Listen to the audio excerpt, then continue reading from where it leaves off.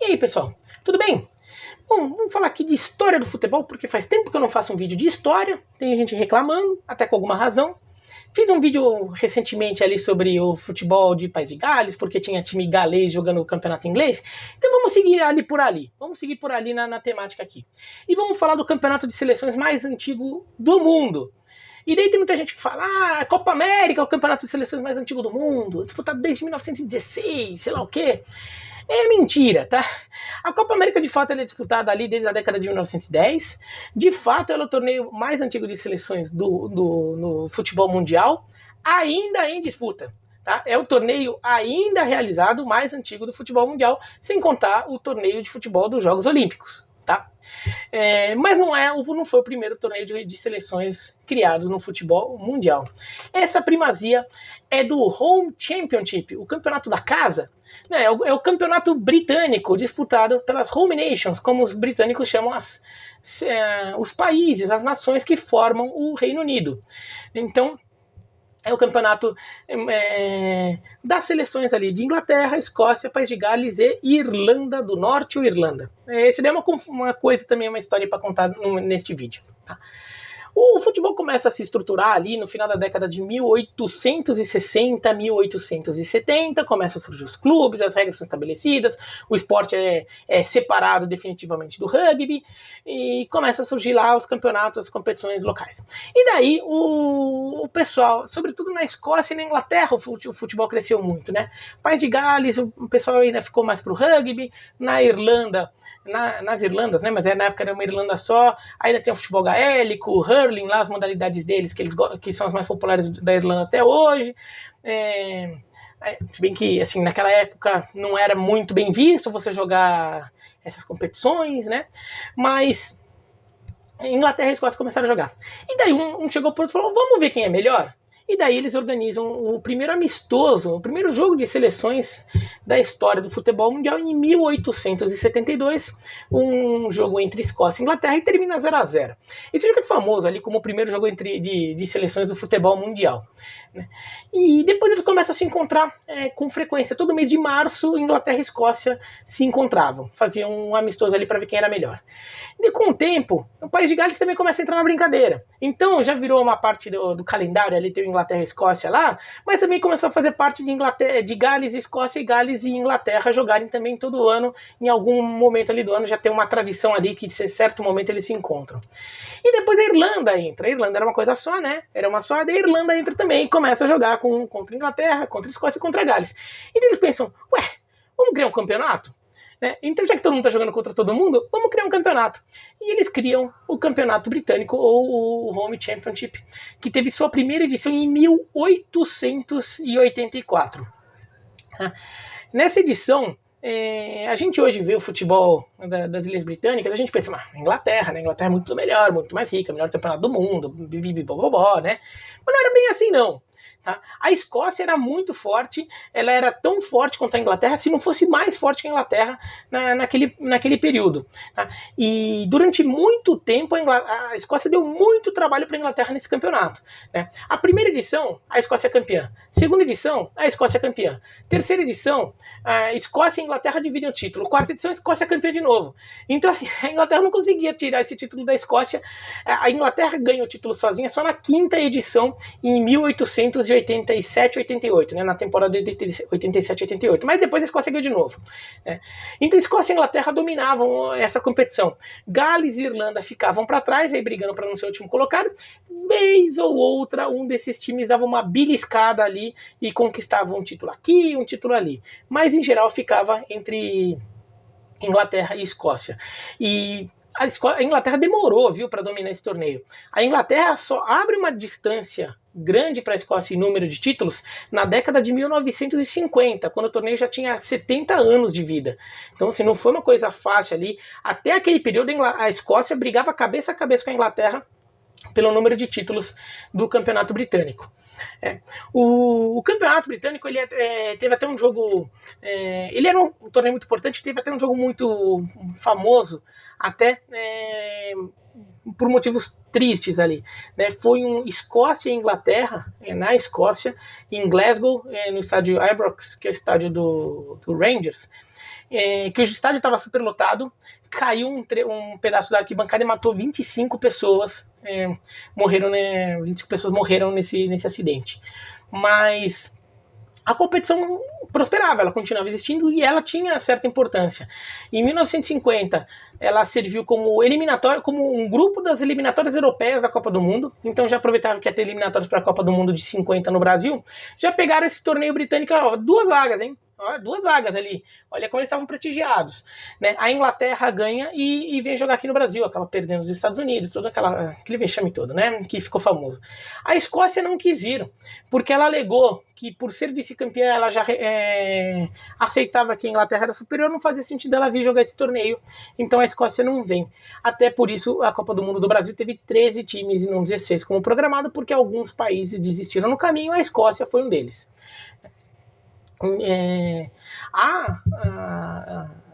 O Campeonato Britânico ele ainda serve de eliminatórias de Copa e de Eurocopa em momentos pontuais ali, né? Não só em 1950, tá? O campeonato vai se desenrolando ali, só que começa a ter problemas, questões políticas ali influenciando. As duas mais evidentes, né, a Primeira e a Segunda Guerra Mundial, interrompem um torneio na segunda metade da década de 1910 e na primeira metade da década de 1940. Mas não foi só isso também. Teve a questão da Irlanda. A Irlanda era uma coisa só, toda a ilha da Irlanda era Reino Unido, mas havia um movimento muito forte entre os católicos da Irlanda para se separar do Reino Unido. E na década de 1920 eles conseguem, né? A República da Irlanda consegue independência do Reino Unido. Então a ilha fica dividida. O pedaço, a maior parte do território que é de maioria católica, vira a República da Irlanda. O pedacinho ali que tem maioria protestante, mas não é uma maioria, assim, é uma maioria menor, mas é uma maioria, ficou como Reino Unido ainda e virou a Irlanda do Norte. Para a questão do futebol, as duas seleções permaneceram juntas, com o nome de Irlanda. Então a Irlanda continua disputando o Campeonato Britânico, unificada como uma seleção só, envolvendo inclusive os jogadores da República da Irlanda. A Federação Irlandesa da República da Irlanda já havia sido criada, mas ela cuidava basicamente das competições de clubes e de amistosos que eventualmente eles reuniam apenas jogadores da República da Irlanda. Mas para as competições oficiais ainda era uma seleção só, que quem controlava essa seleção era a Federação Irlandesa de Futebol, com sede em Belfast, capital da Irlanda do Norte. Então a Irlanda do Norte controlava o futebol das Irlandas. Até porque já era assim, né? Antes da divisão já era em Belfast o futebol da Irlanda do Norte, que na Irlanda no que hoje virou a Irlanda do Norte o futebol já era mais forte. E até a década de 50, quando enfim a seleção se separa. E daí é criada a seleção da Irlanda do Norte e a seleção da República da Irlanda. Então isso vale também para o Campeonato Britânico. Mas até na década de 1950, o começo dela, a Irlanda era um país, futebolisticamente, uma seleção só, com o nome Irlanda e com jogadores de toda a ilha, como até hoje é no rugby e no cricket. Mas no futebol já não é mais. O campeonato vai acontecendo, edições ali vão rolando, mas com o tempo começa a perder interesse. Começa a virar uma competição que o interesse básico é ver o jogo entre Inglaterra e Escócia. E tivemos alguns Inglaterra e Escócia clássicos, sobretudo do lado escocês. Teve um jogo em 67 e um jogo em 77, que a Escócia ganha da Inglaterra em Wembley no último jogo para ser campeã. Em 67, batendo o time que tinha acabado de ser campeão do mundo, a Inglaterra tinha ganhado a Copa do ano anterior, a Escócia vai lá e ganha da Inglaterra em Wembley, conquista o título, a torcida escocesa invade o gramado para comemorar, uma invasão muito famosa. E os escoceses começam a dizer que eles eram os campeões mundiais não oficiais, porque não estavam reconhecidos, mas eles ganharam dos campeões do mundo. Até por causa dessa brincadeira da torcida escocesa, que é criado o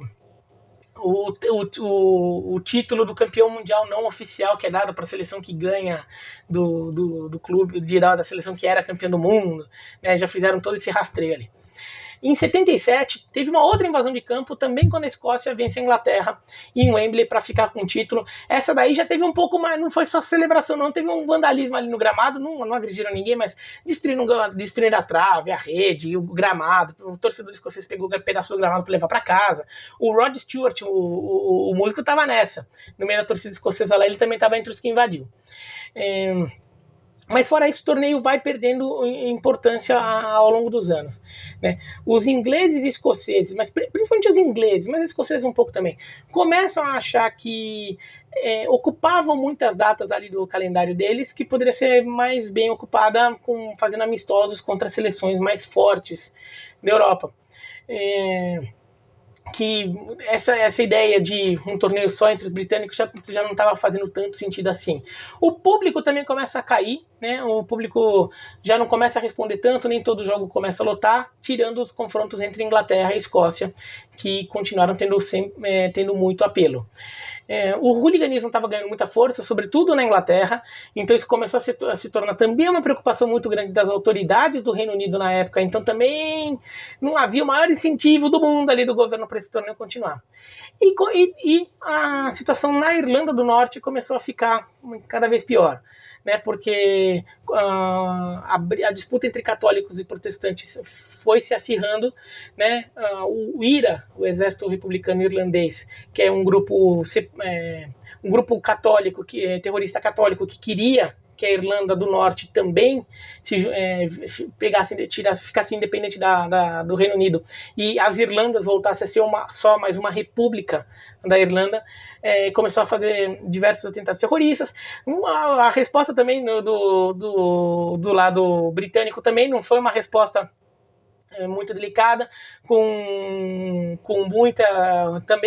muitos ataques, com mortes também, protagonizados pelo lado protestante e também pelas autoridades do Reino Unido, né, a polícia, que também protagonizou alguns massacres, inclusive um dos Bloody Sundays acontece nesse período entre o final dos anos 70 e começo dos anos 80. A edição de 1981, de 80 a 81, da temporada 80 a 81 do Campeonato Britânico, ela não termina, porque Inglaterra e Gales não se sentiram seguros para viajar até Belfast para fazer os jogos contra a Irlanda do Norte em Belfast. Então os jogos não aconteceram. E com isso o campeonato não foi encerrado. Depois, em 81 e 82 aconteceu, mas Inglaterra e Escócia já haviam anunciado que a última edição seria da temporada 83 a 84. Curiosamente foi um período interessante ali, porque por mais que argumentassem que a Inglaterra estava muito melhor, tudo, foi um período que, tirando o País de Gales, os outros países estavam bem ali. A Inglaterra tinha uma seleção muito boa, foi sexta colocada na Copa de 82, aliás, esse uniforme aqui é da seleção inglesa de 82. A seleção inglesa foi sexta colocada na Copa de 82, terminou invicta a Copa, né, inclusive pegando França, Alemanha e Espanha no caminho. A Espanha era o time da casa. E ela terminou invicta aquela Copa, mas foi eliminada na segunda fase pela Alemanha Ocidental. Mas ficou em sexto lugar, fazendo uma bela Copa. Em 86, a Inglaterra foi sexta colocada de novo e tendo o Lineker como artilheiro da Copa. Então foi um bom momento da seleção inglesa. A Escócia também vinha num bom momento. A Escócia chegou a jogar 5 Copas seguidas, 74, 78, 82, 86 e 90. Quer dizer, a Escócia veio com 2 gerações ali boas, com jogadores protagonistas no futebol mundial, ali como o Douglas e o Sounds, Dalglish é um ídolo histórico do Liverpool, e fazendo Copas competentes. Em 74, eliminada pelo Brasil no saldo de gols, na primeira fase. Em 78, eliminada pela Holanda no saldo de gols. Em 82, eliminada pela União Soviética no saldo de gols. Então a Escócia fazendo boas Copas, mostrando um bom nível de competitividade, mas não conseguia classificar no saldo de gols. Mas era um bom time. E a Irlanda do Norte teve um certo ressurgimento ali nos anos 80. Com o principal referência era o Pat Jennings, o goleiro, mas tinha o Whiteside, talvez o segundo maior jogador da história da Irlanda do Norte, talvez. Tem o George Best, né, em primeiro. Mas o Whiteside surge ali na Copa de 82, também joga a Copa de 86. Na Copa de 82, a Irlanda do Norte chega a vencer a Espanha, na Espanha. A Espanha não era um timaço ali, mas a Espanha jogava em casa, tudo. A Irlanda do Norte vai lá e ganha da Espanha, passa para a segunda fase. Então os 3 times estavam fortes ali. Então até esse campeonato britânico de 84 e 85 até havia uma expectativa de um campeonato britânico legal. E foi o que aconteceu. Logo na primeira partida, a Irlanda do Norte vence a Escócia por 2-0. Depois a Escócia vence o País de Gales por 2-1. Daí a Inglaterra vence a Irlanda do Norte por 1-0 em Londres. O País de Gales vence a Inglaterra, faz uma zebraça ali e vence a Inglaterra com o gol do Hughes, que depois o Mark Hughes virou técnico, o jogador ídolo do Manchester City, tudo depois virou técnico. O Mark Hughes faz País de Gales vence a Inglaterra por 1-0. Gales também começa a surgir com uma seleção boa que a gente vê mais na segunda metade dos anos 80, tá? Mas também já não era... a gente vê alguns bons jogadores de Gales, o Mark Hughes é um deles, mas o futebol do País de Gales ali dos anos 80 até teve algumas coisas. Nesse time já tinha o Ian Rush também, que virou ídolo do Liverpool também, o atacante Ian Rush. Daí, no penúltimo jogo, o País de Gales empatou com a Irlanda do Norte em 1-1. E daí chega para o último jogo, Inglaterra e Escócia, que sempre era o último jogo, todo mundo esperando ali o jogo para decidir o título entre Inglaterra e Escócia. Só que o campeonato estava tão confuso, ficou tão embolado, que era o seguinte... quem ganhasse era campeão. Mas se empatasse, a Irlanda do Norte era campeã. E foi o que aconteceu. Né? O jogo termina 1-1 em Glasgow, e a Irlanda do Norte acaba ficando com o título. Então o Campeonato Britânico, que foi largamente dominado por Inglaterra e Escócia, tem como seu último campeão, o seu atual campeão, a Irlanda do Norte, que tem até hoje esse troféu na sala de troféus lá da federação. Porque acaba, assim, até você criar uma nova edição desse torneio, ela está com a posse definitiva do troféu. O mais curioso é que, para aumentar a curiosidade ali, o vice-campeão daquela edição, nessa confusão toda de resultados, foi o País de Gales. Né, porque a Irlanda acaba sendo campeã no saldo de gols, porque todos os times ficam com 3 pontos, todos os times ficam com uma vitória, um empate e uma derrota. Naquela época a vitória valia 2 pontos. A Irlanda do Norte é campeã porque ela tinha 3 gols feitos e 2 gols sofridos, então ela tinha saldo de 1, porque ela tinha feito 2-0 na Escócia. Em segundo lugar fica Gales, que tinha 3 gols feitos e 3 sofridos, saldo 0. A Inglaterra tinha saldo 0 também, mas com 2 gols feitos e 2 sofridos. Então Gales fica na frente da Inglaterra. E em último a Escócia, que tinha 3 feitos, 4 sofridos, tinha saldo de -1, ficou na lanterna. Então a Irlanda do Norte acabou tendo a posse definitiva desse torneio, que acabou durando 100 anos, né? Não era 101, porque ele começa em 1883, 84, né? E ele termina em 1983, 84, então dá na verdade 101 temporada, mas tem uns buracos ali dos anos em que não aconteceram. A Inglaterra foi o país com mais títulos, com 54 títulos, a Escócia com 41 títulos ficou em segundo lugar, Gales teve 12 títulos, e a Irlanda do Norte teve 8 títulos, tá? Mas ela teve o último, então está com o troféu com ela até hoje. Tá? Já houve uma tentativa de ressuscitar esse campeonato britânico, mas a Inglaterra não aceitou, até porque o desnível desde então entre a Inglaterra e o resto ficou muito maior, né? A gente vê que Gales até formou uma boa seleção, chegou em semifinal de Eurocopa recentemente, mas não é uma seleção do mesmo nível. A Escócia tentando ressuscitar ali, mas também teve uma queda muito grande, e a Irlanda do Norte também. Eles chegaram a organizar um torneio entre as outras seleções, e aí incluindo a da República da Irlanda. Né? Foi disputado um torneio entre os 4 países, tirando a Inglaterra, mas incluindo a República da Irlanda, só que da Copa das Nações, que foi chamada, foi disputada só uma vez, mas acabou não tendo muito apelo. O torneio foi realizado em 2011, tá? Mas a Irlanda foi campeã com 3 vitórias, a Escócia teve 2 vitórias e uma derrota, a Gales 2 vitórias, e a Irlanda do Norte perdeu todos os jogos. Tá? Mas não foi um torneio de muito apelo, né? O jogo de mais público ali teve 17 mil pessoas para ver um Irlanda e Escócia, mas Gales e Irlanda do Norte na última rodada, já sem valer nada, teve 529 pessoas de público. É muito pouco, né? Então, e olha que a Gales até jogou com um time decente, jogou com o Aaron Ramsey, estava jogando, o Craig Bellamy estava jogando, mas só 529 pessoas foram ver Gales vencer a Irlanda do Norte naquele jogo que já não valia nada. Tá? Então esse torneio acabou não ressuscitando.